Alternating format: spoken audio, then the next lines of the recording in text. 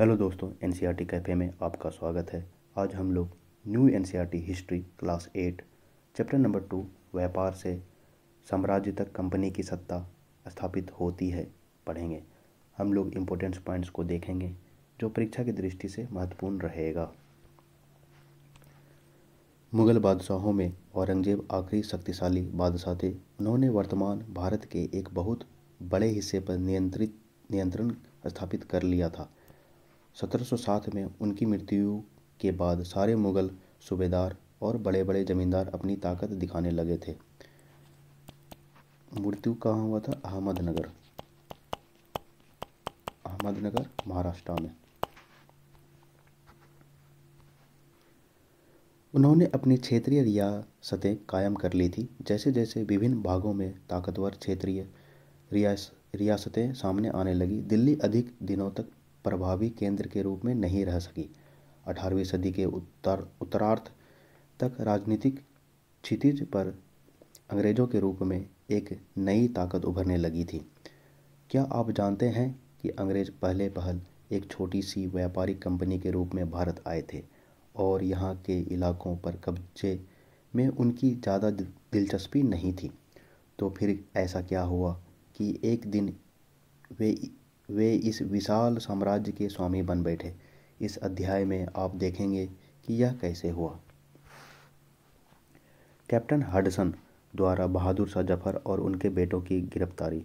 औरंगजेब के बाद कोई मुग़ल बादशाह इतना ताकतवर नहीं हुआ, लेकिन एक प्रतीक के रूप में मुग़ल बादशाहों का महत्व बना हुआ था। जब 1857 ब्रिटिश शासन के विरुद्ध भारी विद्रोह शुरू हो गया तो विद्रोहियों ने मुग़ल बादशाह बहादुर शाह जफर को ही अपना नेता मान लिया था। जब विद्रोह कुचल दिया गया तो कंपनी ने बहादुर शाह जफर को देश छोड़ने के लिए मजबूर कर दिया और उनके बेटों को जफर के सामने मार डाला। ये है तुम्हारा बहादुर शाह जफर हो गया ना। पूर्व में ईस्ट इंडिया कंपनी का आना। सन 1600 में ईस्ट इंडिया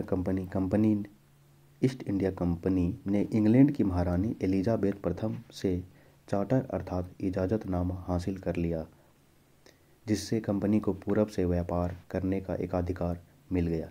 इस इजाज़तनामे का मतलब यह था कि इंग्लैंड की कोई और व्यापारिक भारत कंपनी इस इलाके में ईस्ट इंडिया कंपनी से होड़ नहीं कर सकती थी। इस चार्टर के सहारे कंपनी समुद्र पार जाकर नए इलाकों को खंगाल सकती थी। 1600 में जब ईस्ट इंडिया कंपनी बना ब्रिटेन में, तब भारत में अकबर का शासन था।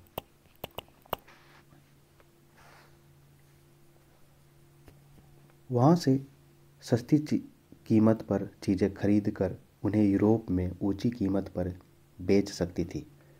कंपनी की दूसरी अंग्रेज व्यापारिक कंपनियों से प्रतिस्पर्धा का कोई भय नहीं था। उस जमाने में वाणिज्यिक कंपनियां मोटे तौर पर प्रतिस्पर्धा से बचकर ही मुनाफा कमा सकती थी। अगर कोई प्रतिस्पर्धी न हो तो तभी वे सस्ती चीज़ें खरीद कर उन्हें ज़्यादा कीमत पर बेच सकती थी। लेकिन यह शाही दस्तावेज दूसरी यूरोपीय ताकतों को पूरब के बाज़ारों में आने से नहीं रोक सकता था। जब तक इंग्लैंड के जहाज़ अफ्रीका के पश्चिमी तट पर को छूते हुए केप ऑफ गुड होप का चक्कर लगाकर हिंद महासागर पार करते, तब तक पुर्तगालियों ने भारत के पश्चिमी तट पर अपनी उपस्थिति दर्ज करा दी थी।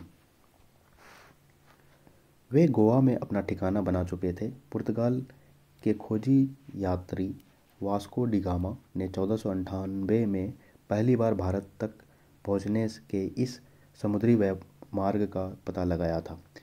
17वीं शताब्दी की शुरुआत तक डच भी हिंद महासागर में व्यापार की संभावनाएं तलाशने लगे थे। कुछ ही समय बाद फ्रांसीसी व्यापारी भी सामने आ गए।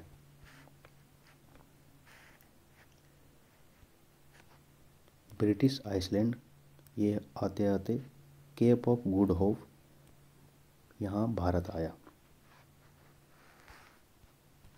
वाणिज्यिक एक ऐसा व्यावसायिक उद्यम जिसमें चीज़ों को सस्ती कीमत पर खरीदकर और ज़्यादा कीमत पर बेचकर, यानी मुख्य रूप से व्यापार के जरिए मुनाफा कमाया जाता है।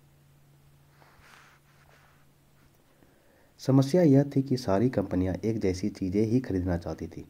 यूरोप के बाज़ारों में भारत के अनेक के बने बारीक सूती कपड़े और रेशम की ज़बरदस्त मांग थी। इनके अलावा काली मिर्च, लौंग, इलायची और दालचीनी की भी ज़बरदस्त मांग रहती थी।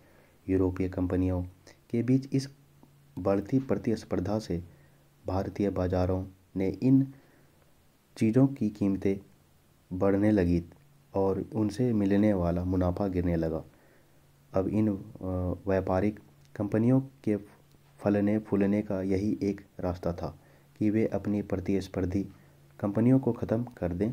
लिहाजा बाज़ारों पर कब्जे की इस होड़ ने व्यापारिक कंपनियों के बीच लड़ाइयों की शुरुआत कर दी। 17वीं और 18वीं सदी में जब भी मौका मिलता, कोई सी एक कंपनी किसी दूसरी कंपनी के जहाज़ डुबा देती, रास्ते में रुकावटें खड़ी कर देती और माल से लदे जहाज़ों को आगे बढ़ने से रोक देती। यह व्यापार हथियारों की मदद से चल रहा था और व्यापारिक चौकियों को किलेबंदी के जरिए सुरक्षित रखा जाता था। अपनी बस्तियों को किलेबंद करने और व्यापार में मुनाफा कमाने की इन कोशिशों के कारण स्थानीय शासकों से भी टकराव होने लगे। इस प्रकार व्यापार और राजनीति को एक दूसरे से अलग अलग रखना कंपनी के लिए मुश्किल होता जा रहा था। आइए देखें कि यह कैसे हुआ। ईस्ट इंडिया कंपनी बंगाल में व्यापार शुरू करती है। पहली इंग्लिश फैक्ट्री 1651 में हुगली नदी के किनारे शुरू हुई। कंपनी के व्यापारी यहीं से अपना काम चलाते थे। इन व्यापारियों को उस जमाने में फैक्टर कहा जाता था। इस फैक्ट्री में वेयरहाउस था जहां निर्यात होने वाली चीज़ों को जमा किया जाता था। यहीं पर उसके दफ्तर थे जिनमें कंपनी के अफसर बैठते थे। जैसे जैसे व्यापार फैला, कंपनी ने सौदागरों और व्यापारियों को फैक्ट्री के आसपास आकर बसने के लिए प्रेरित किया। 1696 तक कंपनी ने इस आबादी के चारों तरफ एक किला बनाना शुरू कर दिया। 2 साल बाद उसने मुगल अफसरों को रिश्वत देकर 3 गांव की जमींदारी भी खरीद ली। 3 गांव कौन कौन था? कालिकाता, सूतानती और गोविंदपुर।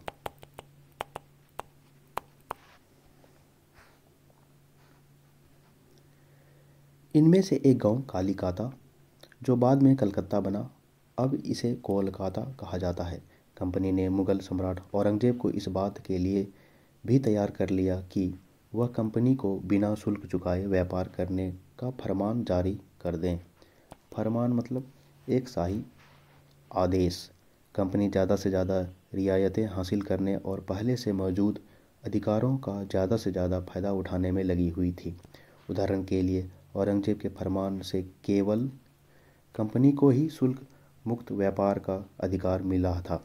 कंपनी के जो अफसर निजी तौर पर व्यापार चलाते, उन्हें यह छूट नहीं थी, लेकिन उन्होंने भी शुल्क चुकाने से इनकार कर दिया। इससे बंगाल में राजस्व वसूली बहुत कम हो गई। ऐसे में भला बंगाल के नवाब मुर्शिद कुली खान विरोध क्यों न करते।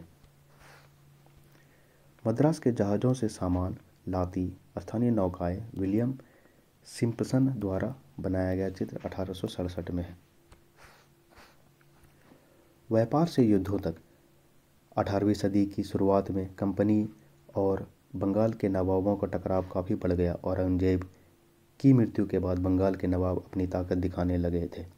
उस समय दूसरी क्षेत्रीय ताकतों की स्थिति में भी ऐसी ही थी। मुर्शिद कुली खान के बाद अलवर्दी खान और उसके बाद सिराजुद्दौला बंगाल के नवाब बने। ये भी शक्तिशाली शासक थे। उन्होंने कंपनी को रियायतें देने से मना कर दिया। व्यापार का अधिकार देने के बदले कंपनी से नजराने मांगे, उसे सिक्के ढालने का अधिकार नहीं दिया और उसकी किलाबंदी को बढ़ाने से रोक दिया। कंपनी पर धोखाधड़ी का आरोप लगाते हुए उन्होंने दलील दी कि उसकी वजह से बंगाल सरकार की राजस्व वसूली कम होती जा रही है और नवाबों की ताकत कमज़ोर पड़ रही है। अपनी कंपनी टैक्स चुकाने को तैयार नहीं थी।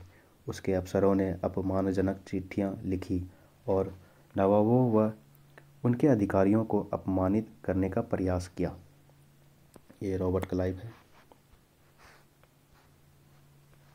कंपनी का कहना था कि स्थानीय अधिकारियों की बेतुकी मांगों से कंपनी का व्यापार तबाह हो रहा था।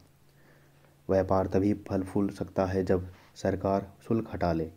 कंपनी को इस बात का भी यकीन था कि अपना व्यापार फैलाने के लिए उसे अपनी आबादी बढ़ानी होगी, गांव खरीदने होंगे और किलों का पुनर्निर्माण करना होगा।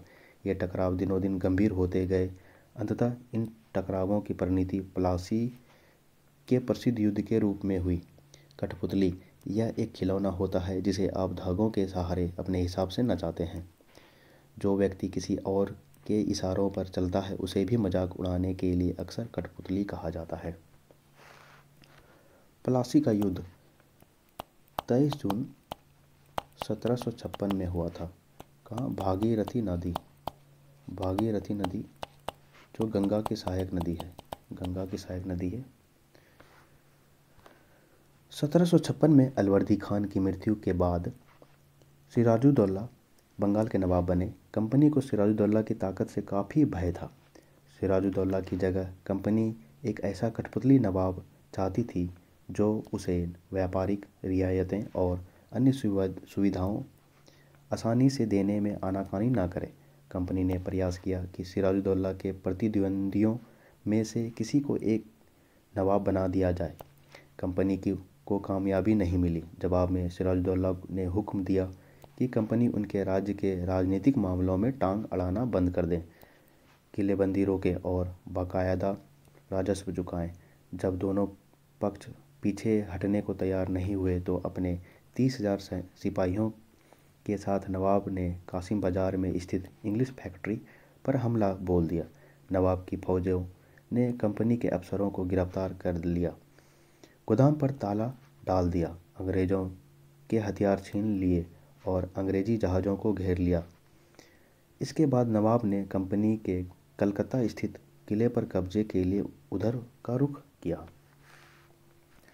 कलकत्ता के हाथ से निकल जाने की खबर सुनने पर मद्रास में तैनात कंपनी के अफसरों ने रॉबर्ट क्लाइव के नेतृत्व में सेनाओं को रवाना कर दिया। क्या आप जानते थे कि प्लासी का नाम किस तरह पड़ा? दरअसल असली नाम प्लासी था जिसे अंग्रेज़ों ने बिगाड़कर प्लासी कर दिया था। इस जगह को प्लासी यहाँ पाए जाने वाले पलास के फूलों के कारण कहा जाता था। पलास के खूबसूरत लाल फूल से गुलाल बनाया जाता था जिसका होली पर इस्तेमाल होता है। ईस्ट इंडिया कंपनी के कोर्ट ऑफ प्रोपराइटर्स की लंदन में स्थित लेडन हॉल स्ट्रीट पर बने ईस्ट इंडिया कंपनी हाउस में बैठकें होती थी। ये हो गया सिराजुद्दौला है ये। इस सेना को नौसैनिक बेड़े की मदद भी मिल रही थी। इसके बाद नवाब के साथ लंबे समय तक सौदेबाजी चली। आखिरकार 1757 में रॉबर्ट क्लाइव ने प्लासी के मैदान में सिराजुद्दौला के खिलाफ कंपनी की सेना का नेतृत्व किया।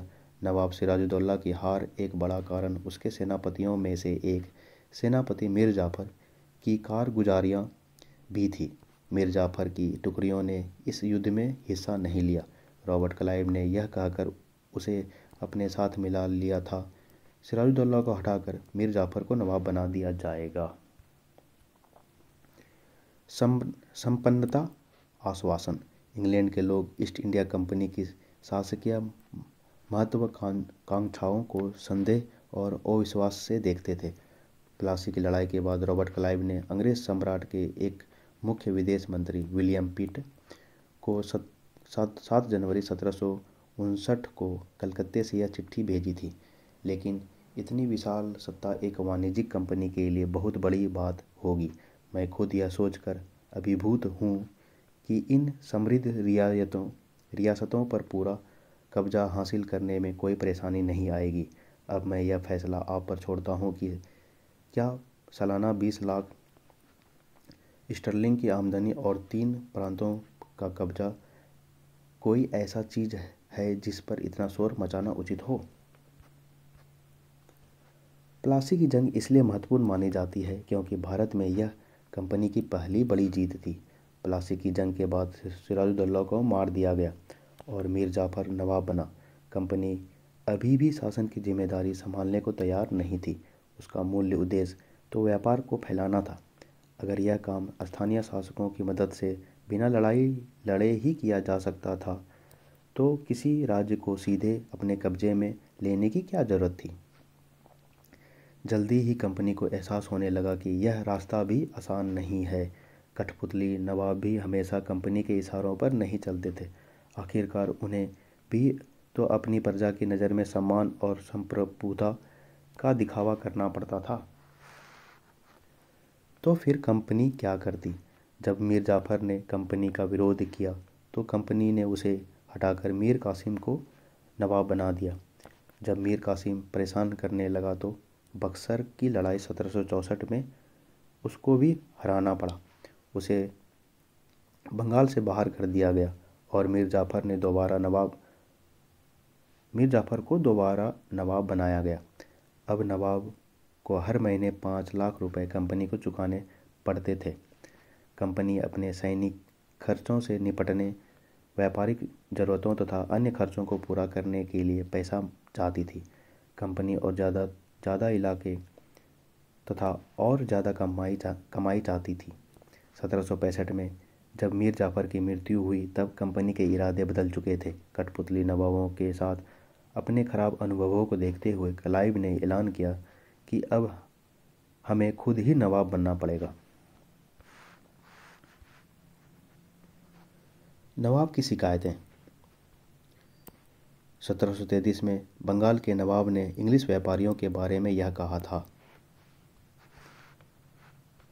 जब वे पहली बार हमारे देश में आए थे तो उन्होंने सरकार के सामने विनती करते हुए कहा कि उन्हें एक फैक्ट्री बनाने के लिए थोड़ी सी ज़मीन दे दी जाए।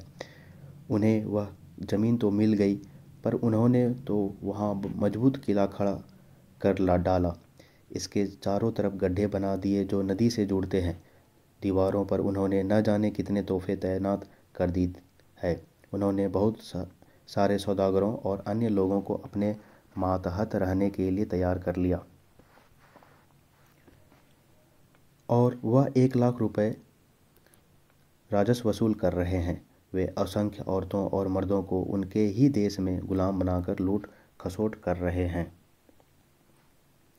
आखिरकार 1765 में मुगल सम्राट ने कंपनी को ही बंगाल प्रांत का दीवान नियुक्त कर दिया। दीवानी मिलने के कारण कंपनी को बंगाल के विशाल राजस्व संसाधनों पर नियंत्रण मिल गया था। इस तरह कंपनी की एक पुरानी समस्या हल हो गई। 18वीं सदी की शुरुआत से ही भारत के साथ उसका व्यापार बढ़ता जा रहा था, लेकिन उसे भारत में ज़्यादातर चीज़ें ब्रिटेन से लाए गए सोने और चांदी के बदले खरीदनी पड़ती थी। इसकी वजह यह थी कि उस समय ब्रिटेन के पास भारत में बेचने के लिए कोई चीज़ नहीं थी। प्लासी की जंग के बाद ब्रिटेन से सोने की निकासी कम होने लगी और बंगाल की दीवानी मिलने के बाद तो ब्रिटेन से सोना लाने की ज़रूरत ही नहीं रही। अब भारत से होने वाली आमदनी के सहारे ही कंपनी अपने खर्चे चला सकती थी। इस कमाई से कंपनी भारत में सूती और रेशमी कपड़ा खरीद सकती थी और फौजों को संभाल सकती थी और कलकत्ते में किलों और दफ्तरों के निर्माण की लागत उठा सकती थी। बक्सर की लड़ाई हुआ था 22 अक्टूबर 1764। कहाँ हुआ था? आरा जिला बिहार के बक्सर के मैदान में उस टाइम बंगाल का गवर्नर था वेंसी टाट था और अंग्रेज़ों की तरफ से हेक्टर मुनरो था। कंपनी के अफसर नवाब बन बैठे। नवाब बनने का क्या मतलब था? इसका एक मतलब तो यही था कि कंपनी के पास अब सत्ता और ताकत थी, लेकिन इसके कुछ और फायदे भी थे। कंपनी का हर कर्मचारी नवाबों की तरह जीने के ख्वाब देखने लगा था। प्लासी के युद्ध के बाद बंगाल के असली नवाबों को इस बात के लिए बाध्य कर दिया गया कि वे कंपनी के अफसरों को निजी तोहफे के तौर पर ज़मीन और बहुत सारा पैसा दें। रॉबर्ट क्लाइव ने ही भारत में बेहिसाब दौलत जमा कर 1743 में जब वह इंग्लैंड से भारत अब चेन्नई आया था तो उसकी उम्र 18 साल थी। 1767 में जब वो दोबारा दोबारा गवर्नर बनने के बाद हमेशा के लिए भारत से रवाना हुआ तो यहाँ उसकी दौलत इकाई दहाई सैकड़ा हज़ार 10,000 लाख 4,01,102 पाउंड के बराबर थी। दिलचस्प बात यह है कि गवर्नर के अपने दूसरे कार्यकाल में उसे कंपनी के भीतर फैले भ्रष्टाचार को ख़त्म करने का काम सौंपा गया था, लेकिन 1772 में ब्रिटिश संसद में उसे खुद भ्रष्टाचार के आरोपों में अपनी सफाई देनी पड़ी। सरकार को उसकी अकूत संपत्ति के स्रोत संदेहास्पद लग रहे थे। उसे भ्रष्टाचार आरोपों से बरी तो कर दिया गया, लेकिन 1764 में उसने आत्महत्या कर ली। रॉबर्ट क्लाइव ने 1774 में रॉबर्ट क्लाइव आत्महत्या भ्रष्टाचार के आरोप में। क्लाइव खुद को कैसे देखता था? संसद की एक समिति के सामने सुनवाई के दौरान क्लाइव ने कहा कि प्लासी की लड़ाई के बाद उसने ज़बरदस्त संयम का परिचय दिया। आइए देखें उसने क्या कहा।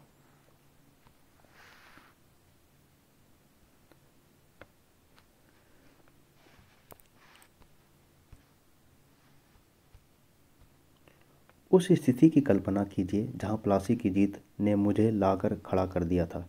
एक ताकतवर राजा मेरे इशारों पर चल रहा था, एक संपन्न शहर मेरी दया पर था।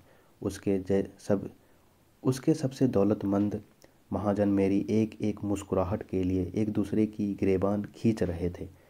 मैं ऐसे खजानों के बीच से गुजर रहा था जो सिर्फ मेरे लिए खुले हुए थे। एक तरफ सोना और दूसरी तरफ जवाहरात थे। अध्यक्ष महोदय, मैं अपने इस संयम को देखकर खुद हैरान हूँ।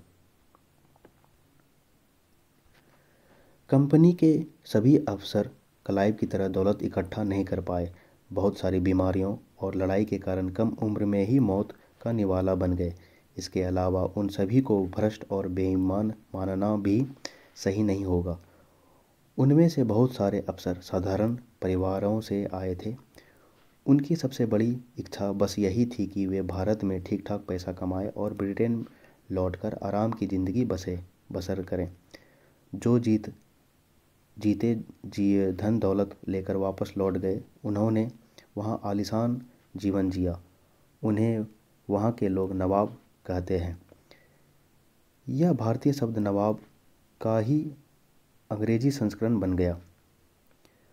उन्हें लोग अक्सर नए अमीरों और सामाजिक हैसियत में रातों रात ऊपर जाने वाले लोगों के रूप में देखते थे। नाटकों और कार्टूनों में उनका मजाक उड़ाया जाता था। कंपनी का फैलता शासन। यदि हम 1757 से 1857 के बीच ईस्ट इंडिया कंपनी के द्वारा भारतीय राज्यों पर कब्जे की प्रक्रिया को देखें तो कुछ महत्वपूर्ण बातें सामने आती है।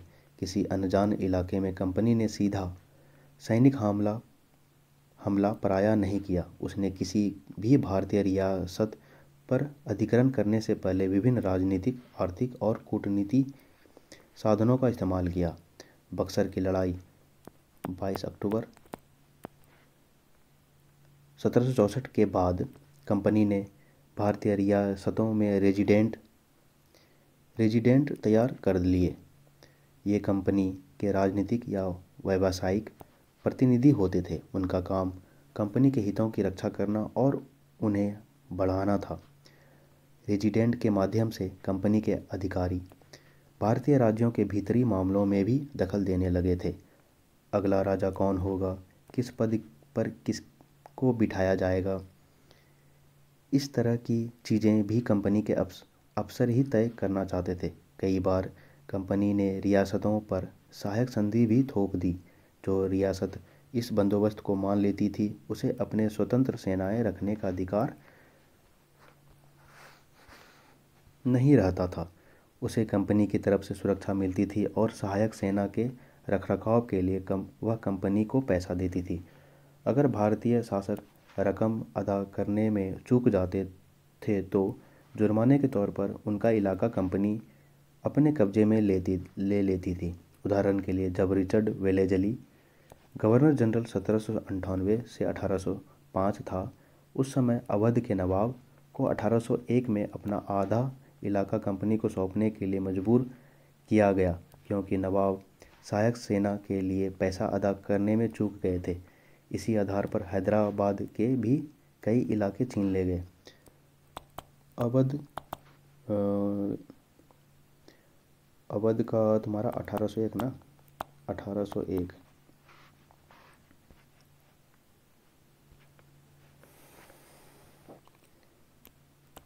अवध का लास्ट राजा कौन था? वाजिद अली खां। वाजिद अली खां। इसको 1801 में अंग्रेज़ों ने अपने हिस्सों में मिला लिया।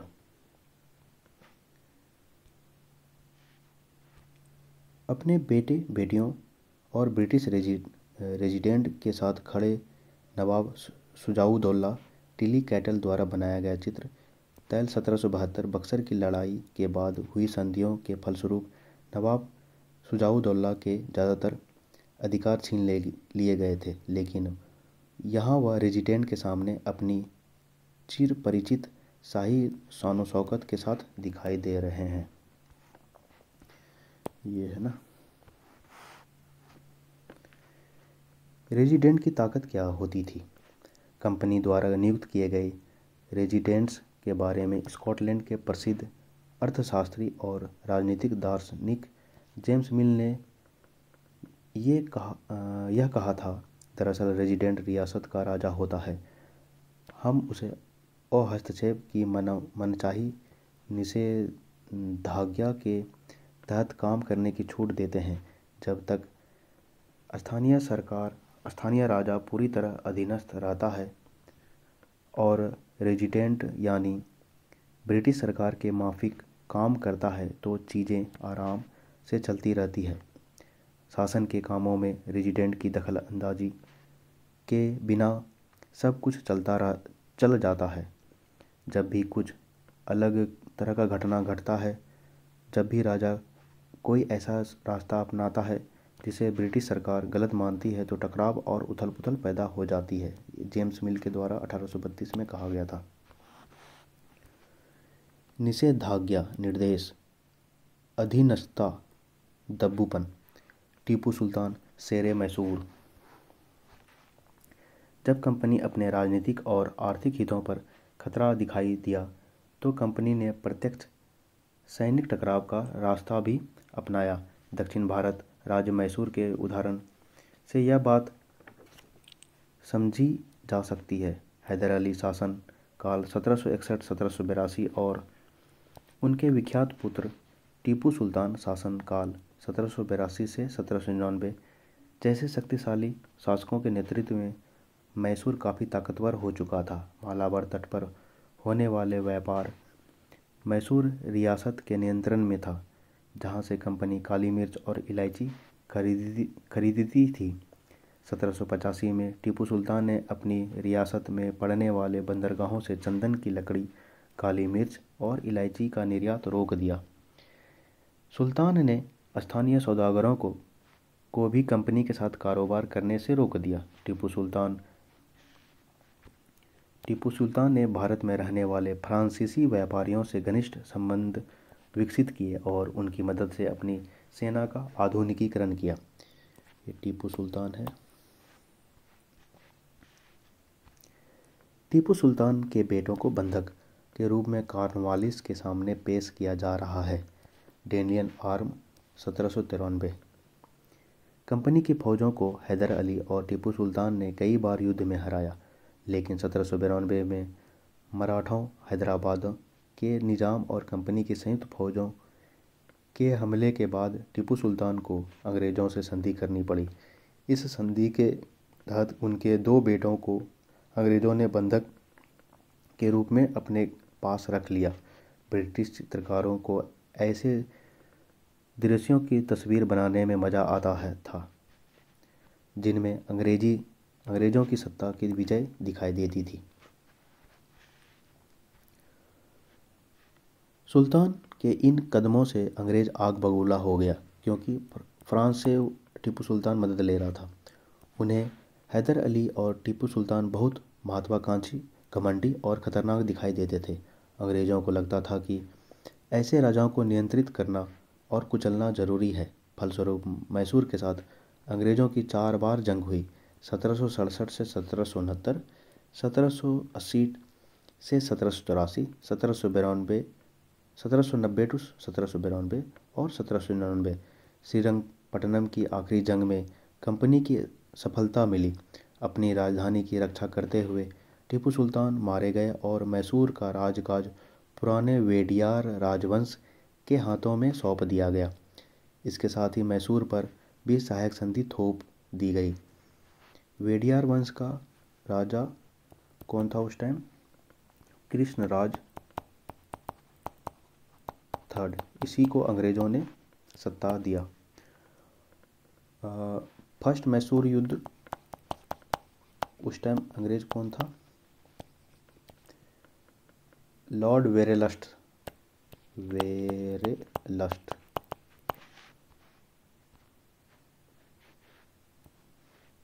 सेकेंड में कौन था? सेकेंड में था तुम्हारा वारेन हेस्टिंग। अरे यार, वारेन हेस्टिंग। थर्ड में था तुम्हारा, थर्ड में कौन था? थर्ड में तुम्हारा कॉर्नवालिस था ना, कॉर्नवालिस। फोर्थ में था वेलेजली।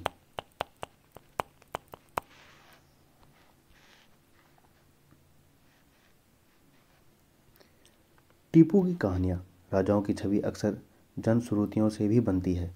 प्रचलित किस्सों के उनकी ताकत का खूब यशगान किया जाता था। 1782 में मैसूर के राजा बने टीपू सुल्तान के बारे में कहा जाता है कि एक बार वे फ्रांसीसी दोस्त के साथ जंगल में शिकार खेलने गए थे। वहाँ एक शेर उनके सामने आ गया। उनकी बंदूक ने मौके पर साथ नहीं दिया और कटार भी जमीन पर गिर गई। फिर भी टीपू ने निहत्थे ही शेर का मुकाबला किया और आखिरकार कटार उठा ली। अंत में उन्होंने शेर को मार गिराया। इसी के बाद से उन्हें शेरे मैसूर कहा जाने लगा। उनके राजसी झंडे पर शेर की चित्र की तस्वीर होती थी। टीपू सुल्तान का खिलौना। टीपू सुल्तान का खिलौना है ये। यह टीपू की एक विशालकाय मशीनी खिलौने की तस्वीर है। इसमें यह नकली शेर एक यूरोपीय सिपाही को दबाते हुए जब इसका हैंडल घुमाया जाता था तो नकली शेर दहाड़ता था और सिपाही के भीतर से चीख की आवाज़ें आती थी। अब यह खिलौना शेर लंदन स्थित विक्टोरिया एंड एल्बर्ट म्यूजियम में रखा है। 4 मई 1799 को जब अपनी राजधानी श्रीरंगपट्टनम की रक्षा करते हुए टीपू सुल्तान की मृत्यु हो गई तो अंग्रेज इस कंपनी को अपने साथ ले गए। मराठों से लड़ाई। 18वीं शताब्दी के आखिर से कंपनी मराठों की ताकत को भी काबू और ख़त्म करने के बारे में सोचने लगी थी। 1761 पानीपत की तीसरी लड़ाई कब हुआ था? ये 14 जनवरी ना, 14 जनवरी 1761 तीसरा पानीपत का युद्ध। हार के बाद दिल्ली से देश का शासन चलाने का मराठों का सपना चूर चूर हो गया। उन्हें कई राज्यों में बांट दिया गया। इन राज्यों की बागडोर सिंधिया, होलकर, गायकवाड़ और भोंसले जैसे अलग अलग राजवंशों के हाथों में थी। ये सारे सरदार एक पेशवा सर्वोच्च मंत्री के अंतर्गत एक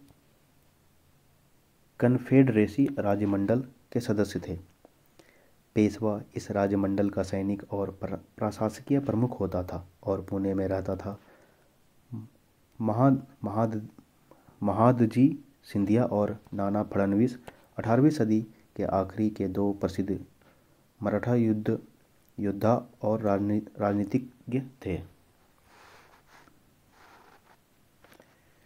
एक के बाद एक कई युद्धों में कंपनी ने मराठों को घुटने टेकने पर मजबूर कर दिया। पहला युद्ध 1782 में सालबाई की संधि 1782 ये पूछा जाता है, जिसमें कोई पक्ष नहीं जीत पाया। दूसरा अंग्रेज मराठा युद्ध 1803-1805 वेलाजली का शासन, लॉर्ड वेलाजली, कई मोर्चों पर लड़ा गया। इसका नतीजा यह हुआ कि उड़ीसा और यमुना के उत्तर में स्थित आगरा व दिल्ली सहित कई भूभाग अंग्रेजों के कब्जे में आ गए। अंततः 1817 से 19 के तीसरे अंग्रेज मराठा युद्ध में मराठों की ताकत को पूरी तरह कुचल दिया गया। पेशवा को पुणे से हटाकर कानपुर के पास विठूर में पेंशन पर भेज दिया। ये पूछा जाता है। अब विंध्य के दक्षिण में स्थित पुणे पूरे भूभाग पर कंपनी का नियंत्रण हो चुका था। कन्फेडरेसी का मतलब गठबंधन। सर्वोच्चता का दावा। उपरोक्त विवरण से स्पष्ट है कि 19वीं सदी की शुरुआत से कंपनी क्षेत्रीय विस्तार की आक्रामक नीति पर चल रही थी। लॉर्ड हेस्टिंग्स 1813 से 1823 तक गवर्नर जनरल के नेतृत्व में सर्वोच्चता की एक नई नीति शुरू की गई। कंपनी का दावा था कि उसकी सत्ता सर्वोच्च है, इसलिए वह भारतीय राज्यों से ऊपर है। अपने हितों की रक्षा के लिए वह भारतीय रियासतों का अधिग्रहण करने या उनको अधिग्रहण की धमकी देने का अधिकार अपने पास मानती थी। यह सोच बाद में अंग्रेजों की नीतियों में दिखाई देती रही। यह लॉर्ड हेस्टिंग्स है।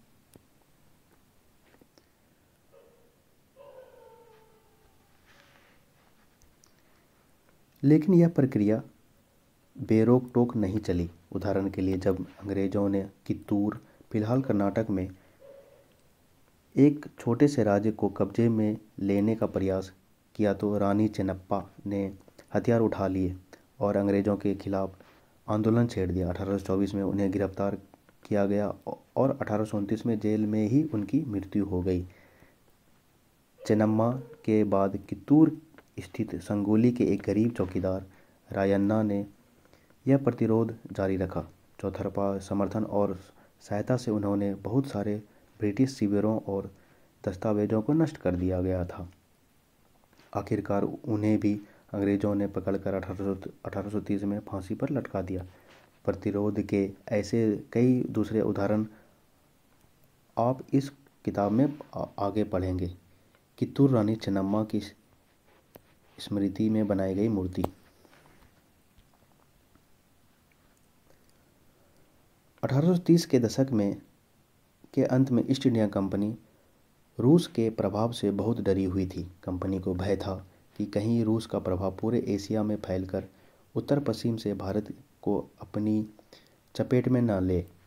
इसी डर के चलते अंग्रेज अब उत्तर पश्चिम भारत पर अपना नियंत्रण स्थापित करना चाहते थे। उन्होंने 1838 से 1842 के बीच अफगानिस्तान के साथ एक लंबी लड़ाई लड़ी और वहां अप्रत्यक्ष कंपनी सहायक शासन स्थापित कर लिया। 1833 में सिंध पर भी कब्जे में आ गया।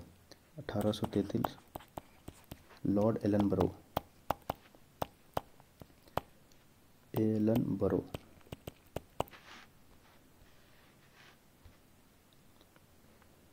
इसके बाद पंजाब की बारी थी। यहाँ महाराजा रंजीत सिंह ने कंपनी की दाल नहीं गलने दी। 1839 में उनकी मृत्यु के बाद रियासत के साथ दो लंबी लड़ाइयाँ हुई और आखिरकार 1849 में अंग्रेज़ों ने पंजाब का अधिग्रहण कर लिया। पंजाब 1849 में। विलय नीति। अधिग्रहण की आखिरी लहर 1848 से 1856 के बीच गवर्नर जनरल बने लॉर्ड डलहौजी के शासनकाल में चली। लॉर्ड डलहौजी ने एक नई नीति अपनाई जिसे विलय नीति means doctrine of lapse. Doctrine of lapse.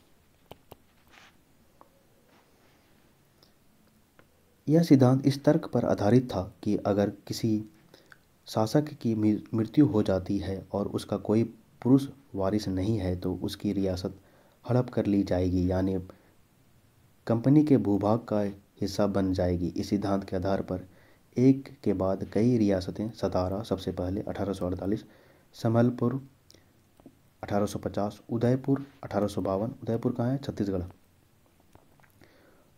Chhattisgarh हो गया ना, छत्तीसगढ़, नागपुर 1853, झांसी 1854 अंग्रेज़ों के हाथ में चली गई। आखिरकार 1856 में कंपनी ने अवध को भी अपने नियंत्रण में ले लिया। इस बार अंग्रेज़ों ने एक नया तर्क दिया। उन्होंने कहा कि अवध की जनता को नवाब के कुशासन से आज़ाद कराने के लिए कर्तव्य से बंधे हुए हैं। ये पूछता है, इसलिए वे अवध पर कब्जा करने को मजबूर हैं। अपने प्रिय नवाब को जिस तरह से गद्दी से हटाया गया उसे देखकर लोगों में गुस्सा भड़क उठा और अवध के लोग 1857 में महान विद्रोह में शामिल हो गए। संबलपुर के वीर सुरेंद्र राय का चित्र।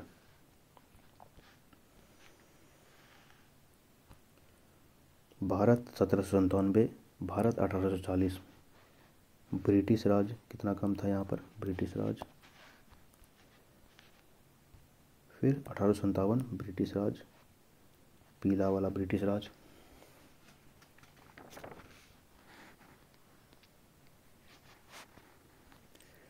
नए शासन की स्थापना। गवर्नर जनरल वारेन हेस्टिंग 1773 से 1785 उन बहुत सारे महत्वपूर्ण व्यक्तियों में से था जिन्होंने कंपनी की ताकत फैलाने में अहम भूमिका अदा की। वारेन हेस्टिंग के समय तक आते आते कंपनी न केवल बंगाल बल्कि बम्बई और मद्रास में भी सत्ता हासिल कर चुकी थी। ब्रिटिश इलाके मोटे तौर पर प्रशासकीय इकाइयों में बटे हुए थे जिन्हें प्रेसिडेंसी कहा जाता था। उस समय 3 प्रेसिडेंसी थी, बंगाल, मद्रास और बम्बई। हर एक का शासन गवर्नर के पास होता था। सबसे ऊपर गवर्नर जनरल होता था। वारेन हेस्टिंग ने कई प्रशासकीय सुधार किए। न्याय के क्षेत्र में उसके सुधार खासतौर से उल्लेखनीय थे। 1772 में एक नई न्याय व्यवस्था स्थापित की। इस व्यवस्था में प्रावधान किया कि हर जिले में 2 अदालतें होंगी। फौजदारी अदालत क्या हो जाएगा? ये हो गया क्रिमिनल कोर्ट ना, क्रिमिनल कोर्ट। और दीवानी अदालत हो गया सिविल कोर्ट। दीवानी अदालतों के मुखिया यूरोपीय जिला कलेक्टर होते थे। मौलवी और हिंदू पंडित उनके लिए भारतीय कानूनों की व्याख्या करते थे। फौजदारी अदालतें अभी भी काजी और मुफ्ती के ही अंतर्गत थी, लेकिन वे भी कलेक्टर की निगरानी में काम करते थे। सिविल कोर्ट अंग्रेज अपने पास रखा और फौजदारी भारतीयों को दे दिया गया।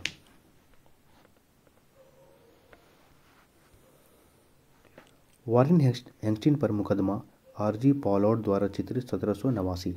जब वारेन हेस्टिंग 1785 में इंग्लैंड लौटा तो एडमंड बर्के ने उस पर बंगाल का शासन सही ढंग से न चलाने का आरोप जड़ दिया। इस आरोप के चलते वारेन हेस्टिंग पर ब्रिटिश संसद में महाभियोग का मुकदमा चलाया गया जो 7 साल चला।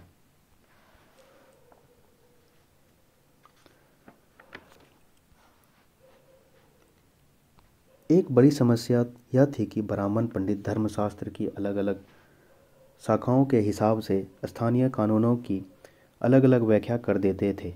इस भिन्नता को खत्म करने समरूपता लाने के लिए 1775 में 11 पंडितों को भारतीय कानूनों का एक संकलन तैयार करने का काम सौंपा गया। एन.बी. हॉलहेड ने इस संकलन का अंग्रेजी में अनुवाद किया। 1778 तक यूरोपीय न्यायाधीशों के लिए मुस्लिम कानूनों की भी एक संहिता तैयार कर ली गई थी। 1773 रेगुलेटिंग एक्ट के तहत एक नए सर्वोच्च न्यायालय की स्थापना की गई। 1774 में कलकत्ता।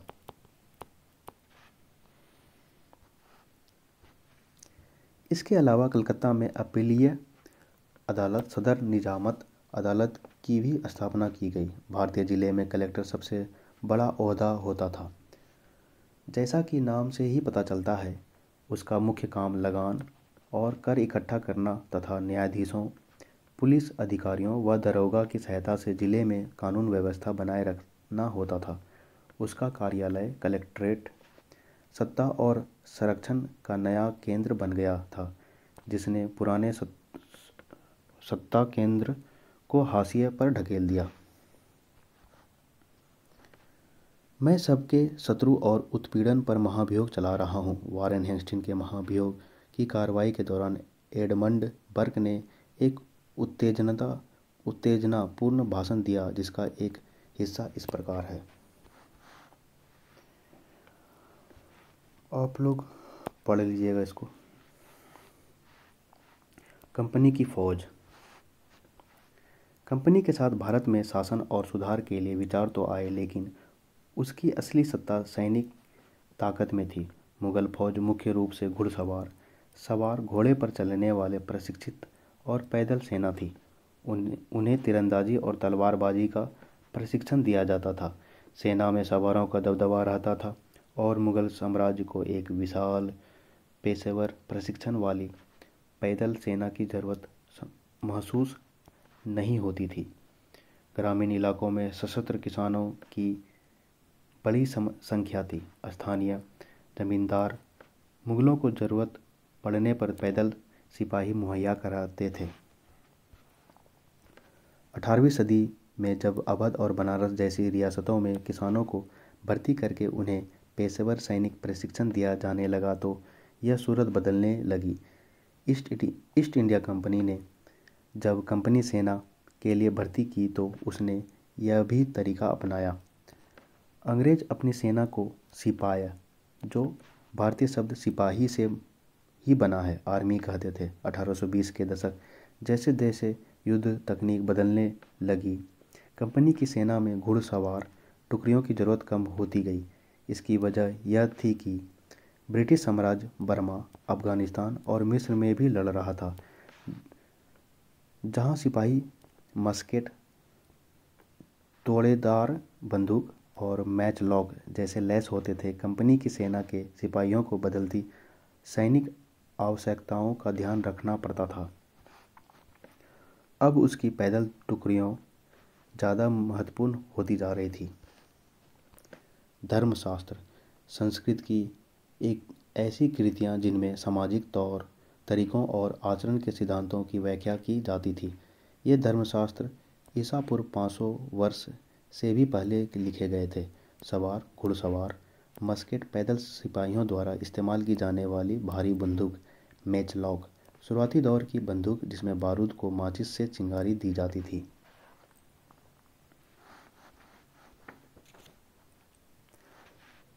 कंपनी के लिए